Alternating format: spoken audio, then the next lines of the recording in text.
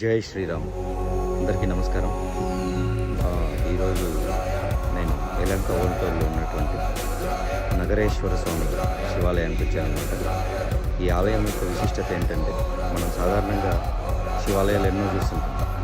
శివలింగాల మీద ఎటువంటి గుర్తులు ఉండవు కొన్ని ఆలయాలు, కానీ కొన్ని ఆలయాల్లో ఉన్నటువంటి శివలింగాల మీద మాత్రం కొన్ని రకాల గీతలు ఉంటాయి. మీరు గమనించండి, వాటిని బ్రహ్మసూత్రం అని అంటారనమాట. సో ఇదేంటంటే, ఈ గీతలు అంటే ఈ బ్రహ్మసూత్రం ఉన్నటువంటి లింగం ఏ ఆలయంలో అయితే ప్రతిష్ఠించబడి ఉంటుందో ఆ ఆలయం చాలా విశిష్టమైనది.